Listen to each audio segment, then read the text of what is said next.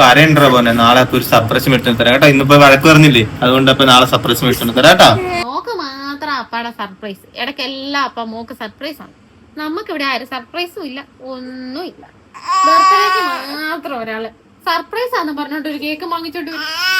അത് മാത്രമാണ് എനിക്ക് ആകെ പറയുന്നത്. കേക്ക് കിട്ടുന്നതെന്ന് അറിയാം. സർപ്രൈസ് ആന്ന് പറഞ്ഞ എല്ലാ ദിവസവും കേക്ക് കൊണ്ടുവരും. ബാക്കി ബർത്ത്ഡേക്ക് പിന്നെ കേക്ക് അല്ലാണ്ട് പിന്നെ ഞാൻ ലഡു മേടിച്ചിട്ടുണ്ടോ പറ്റുമോ ചേച്ചി? ബർത്ത്ഡേക്ക് കേക്ക് മേടിച്ചിട്ടുണ്ട്.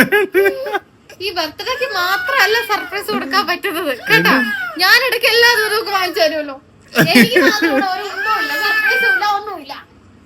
നാളെ സർപ്രൈസ് മേടിച്ചോണ്ടേ വരത്തുള്ളൂ ചേച്ചി. നിനക്കും അവക്കും ഓരോ സർപ്രൈസ് ഉണ്ടാവും. സർപ്രൈസ് ഞാൻ അങ്ങനെ ഗസ് ചെയ്യാൻ പാടില്ല, മനസ്സിലായോ? സർപ്രൈസ് നമ്മള് തന്നു കഴിഞ്ഞിട്ട് എന്നാന്ന് നോക്കുകയോ ചെയ്യണ്ടേ, അല്ലാണ്ട് ഡയറി മിൽക്ക് ആയിരിക്കോ, മഞ്ചായിരിക്കോ, ചോക്ലേറ്റ് ആയിരിക്കോ, അതിനകത്ത് എന്തോ ആയിരിക്കും ഒന്നും പറയാൻ പാടില്ല, മനസ്സിലായോ? നല്ല ആളാ പറയുന്നത്. കഴിഞ്ഞ ദിവസം എന്നോട് സർപ്രൈസിന്റെ കാര്യം പറഞ്ഞപ്പോ എന്നോട് ചോദിച്ച ആളാ സർപ്രൈസ്. നിനക്ക് എന്നാ സർപ്രൈസ് വേണ്ട നീ പറയാ, ഞാൻ വാങ്ങിച്ചോണ്ട് വരാതെ.